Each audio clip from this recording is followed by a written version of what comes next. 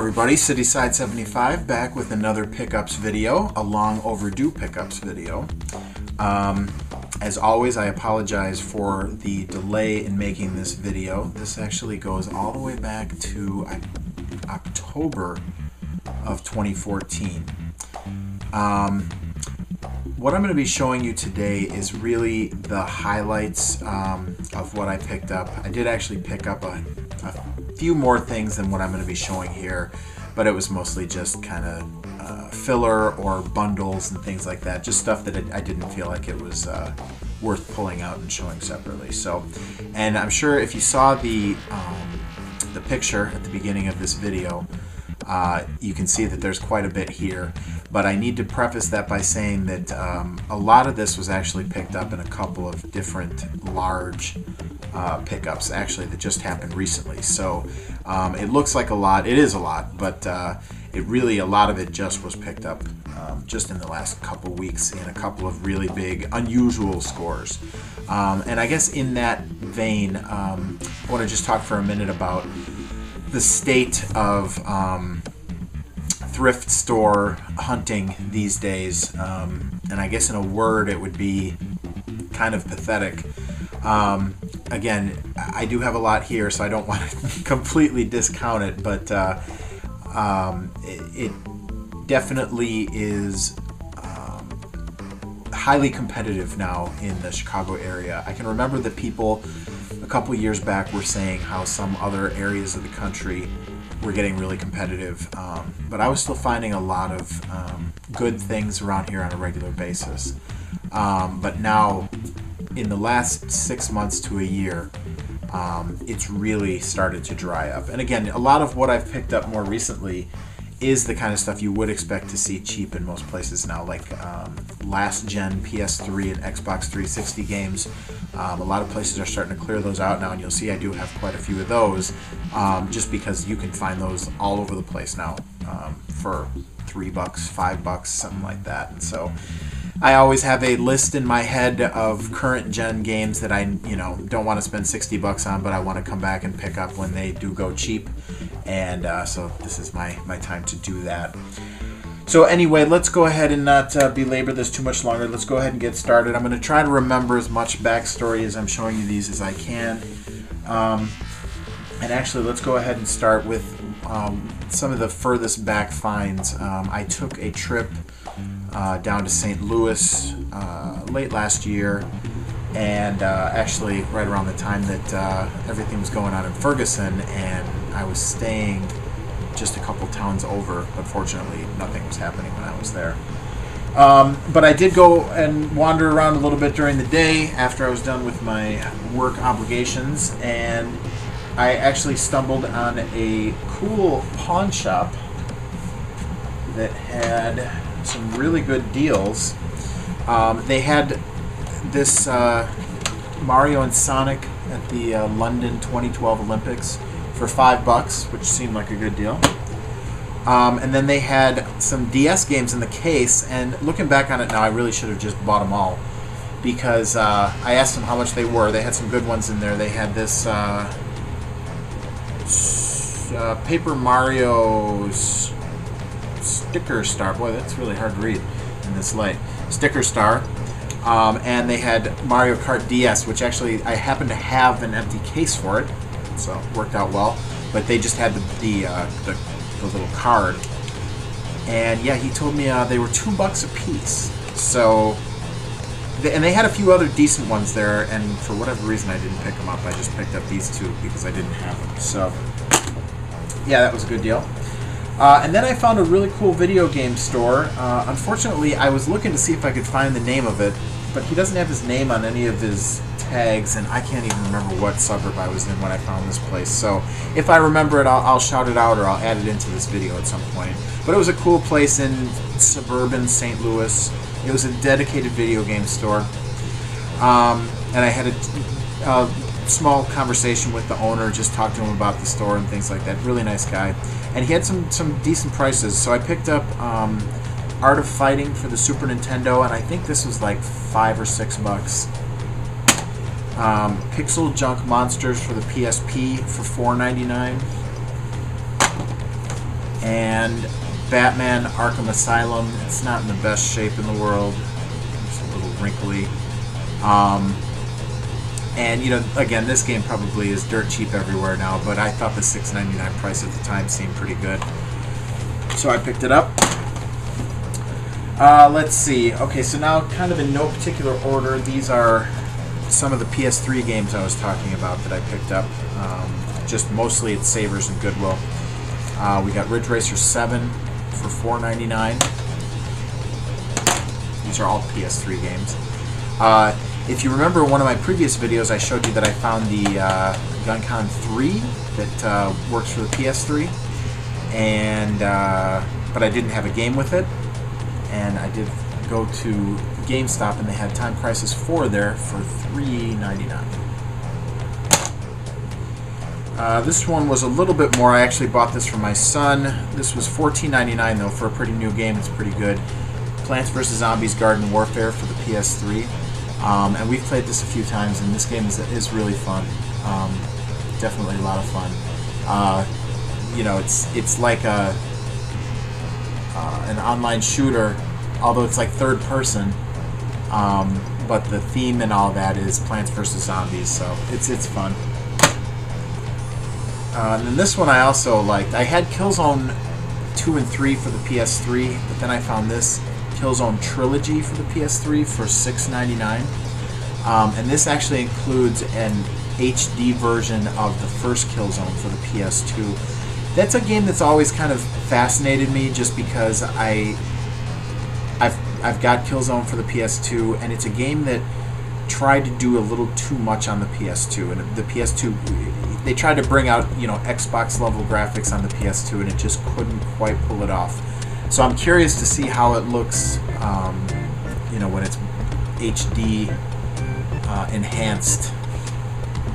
So yeah, and actually I already sold off Killzone 2 and 3 now that I've got the trilogy. Yeah, Metal Gear Solid 4. You know, I've played through Metal Gear Solid 1, and I've started 2, but that's as far as I've made it. So it's a ways off before I would get to this, and I picked it up for $6.99, and then the next week I found it at GameStop for half that, unfortunately, but picked it up for $6.99. This is another one I was kind of kicking myself for after I picked it up, just because the prices are coming down so quick. This is a brand new Far Cry 3 for the PS3 for $9.99. But again, I'm pretty sure I could get this game cheaper now. I picked it up like maybe a month or two ago, but I still haven't opened it. This I don't think I could beat in terms of price. Need for Speed Shift 2 Unleashed. And yeah, this was, we were walking through Fry's in Downers Grove, Illinois the other day, and this was sitting on a clearance table marked at $1, brand new. So I was like, okay, if you insist. And then this was a good deal though. I've been wanting this game, Need for Speed Most Wanted, brand new again, and it was at Goodwill for $4.99. And then we got some random Xbox and Xbox 360 games here. For $1.99 from Goodwill, we got MotoGP 0910, and I usually don't pick up these kind of games. You know, again, just... But it did look pretty cool, and $1.99 for a 360 game seemed like too good of a deal to pass up. I don't know what the price on this was. I took it off, but I think it was the same. I think it was like a couple dollars only. Street Fighter 4 for the Xbox 360, which I did play for a while and was pretty cool. For $4.99 from Savers, you've got the Star Wars Kinect, and I played this a little bit, but I'll tell you what, I just cannot get the Kinect working that well in my room. For whatever reason, I don't know if it's the lighting, I don't know if it's the distance. We tried playing with all of those things, and I'm just always really frustrated with how poorly it's able to track. And I have one of the Nyko magnifying doohickeys, but that actually makes it worse. And I think that there's something wrong with it, because it almost seems like it just can't see as well. But either way, putting that on only makes it tracking worse. So yeah, so I don't know. Also found this for, I believe this was also $4.99. Elder Scrolls Oblivion, and it has everything in it, including the original receipt, purchase receipt, the map, and all that.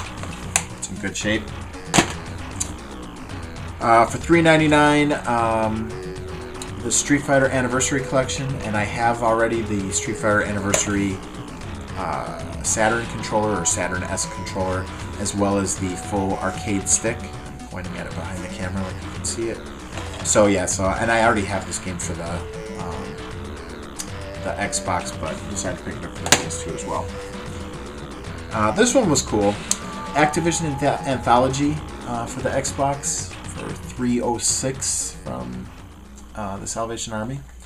And this one was cool because, you know, the games it's got on here, it's Activision games for the 2600, and these are all great games I grew up playing. But they had, you know, a bunch of 80s music on here that would just come on randomly while you were playing, and it would stay on while you played the games. And it really kind of nailed the thing is, it wasn't like the most stereotypical. I'm not remembering what songs it was now. It's probably on here somewhere. But yeah, I mean, it sounds kind of typical: Blondie, Missing Persons, Soft Cell, Twisted Sister. But it wasn't, for all of those, it wasn't like maybe their number 1 hit. They were like, you know, like songs you remembered, but songs you hadn't heard a million times in every 80s related thing. So yeah, this was good. I really did enjoy that. And then the Halo 2 Collector's Edition with the metal box here. I just picked this up. It was $2.99, and I had the, you know, not the standard edition, so I went ahead and traded that in and put this in my collection instead. I forget where I traded that one now, but with a stack of games.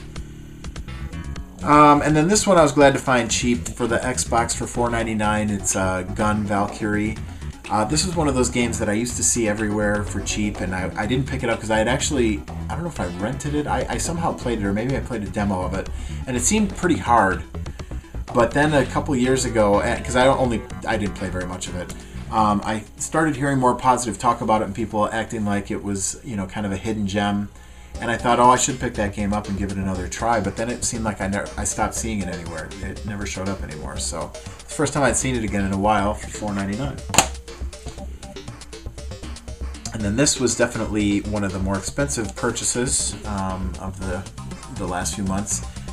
Conquer Live and Reloaded for $14.99, which on its own, that's a good deal for this game. You know, this game usually goes for a lot more than that. I was actually really surprised that my half-price books, which is usually very on the ball with their pricing, was putting it out that cheap. But the main reason I picked it up was because I had the game sealed in my collection. Had picked it up years ago, brand new from Circuit City, back in the day, at the crazy deal that is legendary in certain circles from back then. But so I had a whole bunch of new Xbox games that I never even opened, and that was one of them. And I'd always meant to give it a try, but then, you know, eventually it became worth so much sealed that there was no way I was going to open it. So I bought this for $14.99 and sold that sealed one for a tidy sum that helped fund Christmas. So it all worked out well in the end. Let's see here. Let's go ahead. Oh yeah, let's take a look at these Wii games. Okay, so first we've got Need for Speed Nitro. And this is one, it was $6.99. This is the type of game, and moving forward in terms of what I'm going to collect for the Wii, this is the type of game that I'm going to be looking for. The games where they just, and actually I'll show you one of the other pickups, which is Call of Duty Black Ops, which they both kind of fall in the same category. What I'm looking for in Wii games now is established franchises that didn't just try to port their game over to the Wii and tack on some some motion controls or whatever, but that they actually did try to do some innovative things. And you know, in the end, I hear Black Ops is supposed to be a pretty interesting. You know, you've got a lot of different ways you can control it here. I watched a few videos. Lawn Boys Post 1975. I think he did this. It was either Black Ops or one of the more recent Call of Duty games on the Wii. And he was showing how it could be pretty cool to control it with the Wiimote based on what they had set up. And Need for Speed Nitro, you know, they kept porting over the Need for Speed games, lowering the resolution on them, and they just were terrible. So with Nitro, they decided they were going to attempt to, you know, play to the Wii's strengths in terms of the type of game that they were going to make. So this also, it supports the GameCube controller, the steering wheel, the nunchuck, the classic controller. It supports all these different methods of playing it, and supposedly the steering works pretty well. So that was the reason.